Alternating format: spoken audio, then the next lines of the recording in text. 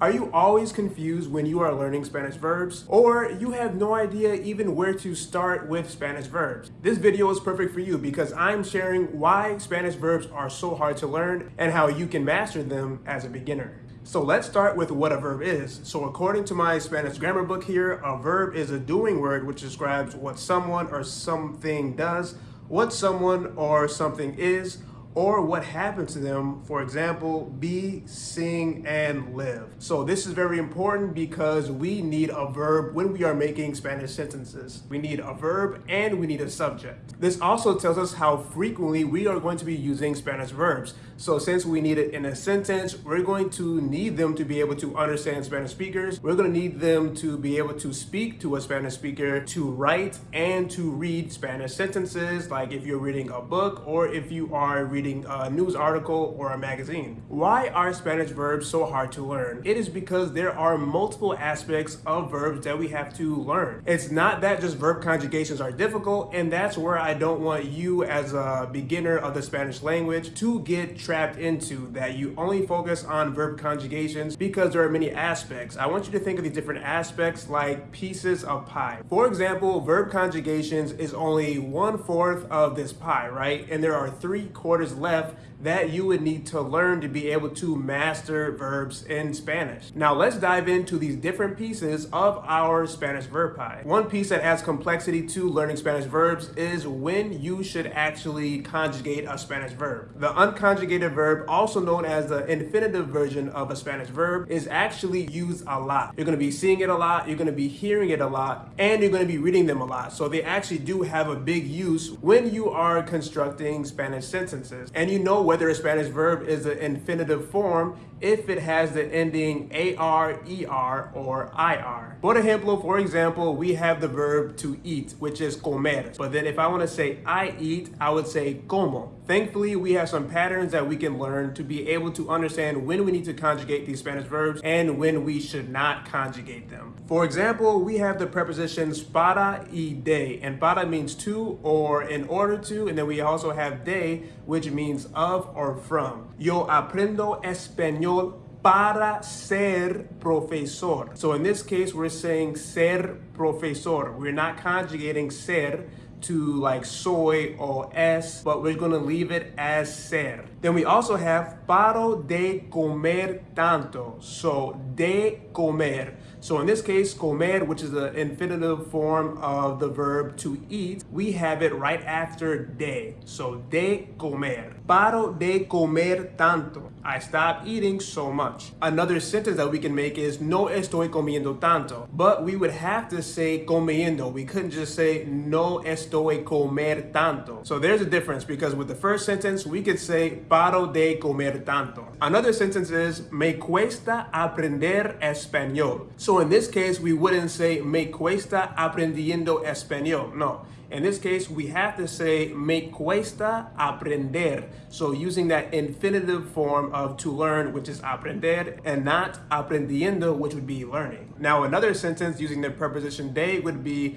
acabo de grabar un video. So that's translated to I just finished recording a video. Acabo de grabar. So again, in this case, we're using the infinitive form of to record, which is grabar. We're not going to say acabo de grabando un video, but simply acabo de grabar un video. Now you have a few patterns that are going to help you identify when to conjugate a verb and when not to. But now we need to talk about the placement of a Spanish verb, because that is also very important. So if we are looking at the same sentences, the verb placement really matters. We have aprendo español para ser profesor. I'm not going to say aprendo español profesor para ser, because that just doesn't make any sense. And the same thing with paro de comer tanto. I am not going to say comer de paro tanto. We're not going to use that verb placement. Or with acabo de grabar un video, we're not going to say de grabar acabo un video. Another really common pattern that you're going to be hearing and seeing a lot is with the Spanish verb ir, which means to go. For example, I have vas a la biblioteca, which means you are going to the library. Or I could have iré a la biblioteca, I will go to the library. Or yo fui a la biblioteca, I went to the library. I can even ask you a question. ¿Has ido a la biblioteca? Have you been to the library? As you can see with this pattern, I have different conjugations for the verb ir, but I have the letter a right after that conjugated verb. So this does not only work with the verb ir, but it also works with the verbs empezar y ayudar. Por ejemplo, ayudar a alguien, so to help someone. And then we have empezar a estudiar, to start studying. And there's actually many other Spanish verbs that use this preposition a. So you can just go on Google and find out which ones those would be. So on to the conjugation piece. Why is conjugating verbs so difficult? One big reason is that there are a ton of Spanish tenses. If we look in my Spanish verb book here, you can see that there are 15, if you can see, there are 15 different Spanish tenses that I have boxed in here. Thankfully, there are a lot of patterns when it comes to conjugating Spanish verbs as well, so that makes that a little bit less complex. For example, with AR verbs, you would cut off that AR ending,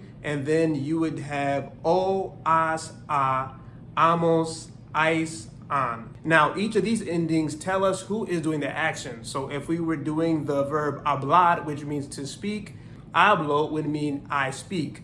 Hablas would mean you speak. Habla would mean he or she speaks, and so on and so forth. Now for ER verbs, we do the same exact process, but now it's going to be a little bit different. O, es, a, hemos, es, en. So if I'm using the verb vender, vendo means I sell, vendes, that means you sell, and then vende, he or she sells. Now with IR verbs, the same process, but just changed slightly. So we have o, es, a, hemos, is, and en. Another reason why Spanish verbs can be very difficult to conjugate is because we have irregular verbs in Spanish. With these irregular verbs, you get very strange spellings of the Spanish verbs. For example, ir, which means to go, that is the infinitive or the unconjugated version of this verb. But then when you want to conjugate it into the present tense, you have boy, vas, and va. So that's very different from that infinitive version, right? So you go from IR to VOY and VAS. And there's quite a few of them. For example, we have the verb encontrar, which means to find, and then that gets changed to encuentro for I find. And then we have preferir, which means to prefer, and then that gets changed to prefiero, I prefer. Volver means to return, and then for I return, it's vuelvo. Querer means to want. And if I want to change that to I want, I would say quiero. So this is very different from the verb comer, for example, because with comer, all you have to do is just cut off the ending of that verb and then just add como, which means I eat, comes, which means you eat, and then come, he or she eats. So the base of that word is staying the same. So I mentioned when you have to conjugate a Spanish verb, where do you place a Spanish verb, but then also the conjugation of a Spanish verb. But you know what else makes it incredibly hard to learn Spanish verbs? Being able to use them in context. Can you pronounce them correctly? Can you use them in a complete sentence? Because we're not just going to be saying the conjugated verb on its own, right? Plus, in a sentence, you're usually thinking about nouns and adjectives as well. So you have to think about the masculine nouns and the feminine nouns, but then also making sure that the adjective is agreeing with that noun. And whether it's plural or singular. So your brain is definitely working very hard to be able to construct a Spanish sentence. Another layer is being able to hear and detect when a Spanish speaker is saying a conjugated or a non-conjugated verb. Now, going back to the pronunciation of Spanish verbs, just think about how difficult it is to complete a sentence in Spanish when you keep getting tongue-tied with a Spanish verb. For example, one verb that always gets me very tongue-tied when I'm trying to speak is the verb preferir. So I'm just going to read off some of the different tenses here.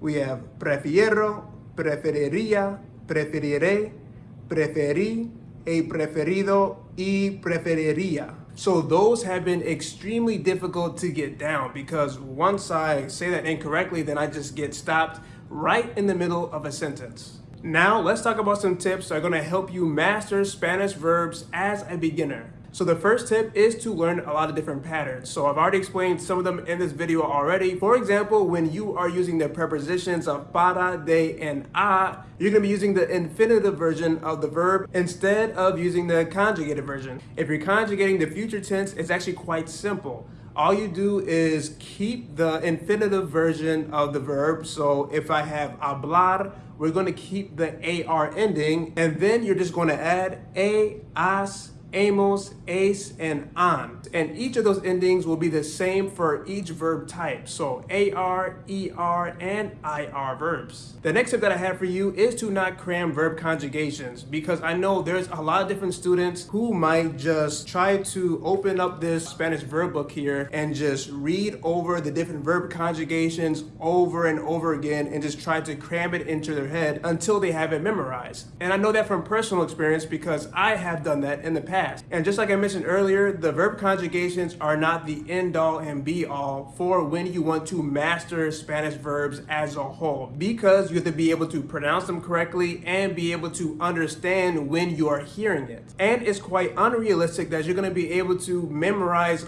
all of these verb conjugations just by looking at them over and over again. Because the next step that I have for you is to be patient. Just like with language learning in general, you need to be very patient with yourself when it comes to Spanish verbs, because as you can see, it is quite complex to learn. That is where repetition and consistency comes into play. So let's say that I am reading this one book, right? And every time I see this verb tenía, I have no idea what it means and I keep forgetting. But as long as you stay consistent and you don't quit, you might see this same verb over and over again within this book. So you're going to be able to see it within different contexts. And then seeing that verb in context repeatedly is going to help it solidify in your mind. And that's just how it is with really verbs or any other type of Spanish vocabulary that you are learning. It could take up to 20 times for you to be able to say it correctly or be able to hear it when a Spanish speaker is saying it. Make sure that you're reading out loud as well, because that's really going to help you with pronouncing these Spanish verbs.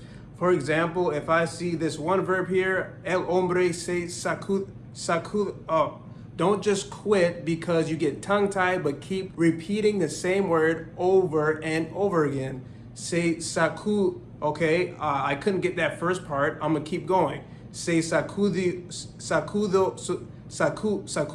okay, sacudio, se sacudió la arena. Se sacudió la arena. So just like that, at first it's very difficult, but the more that you practice it and that you stay consistent and that you repeat it and you don't quit, then you're going to start to master pronunciation. You are going to start mastering listening comprehension as well. So you just saw that I was reading out of a book, Short Stories in Spanish. So that's a really big tip that I have for you to master Spanish verbs, is to consume a lot of content. Whether that's reading news article, or you're reading magazines, or you're listening to music, you're watching TV shows and movies in Spanish, make sure that you consume a lot of content. And why is that? Because you are going to be getting a lot of exposure to how Spanish is actually spoken in real life and not just textbooks, for example. So that's why it's good to consume a variety of Spanish material so you're able to get that more real world Spanish. And because those verbs are going to be used in a variety of different ways. So if you're listening to Spanish music, that might be different than listening to poetry, or if you're listening to a YouTube channel that is all about Spanish news. Writing is also a very effective method for learning Spanish verbs. One big reason for this is that you actually have a lot of time to think about the sentence that you would like to write, versus if you are in a conversation, you kind of just have to think very fast and just respond right on the spot.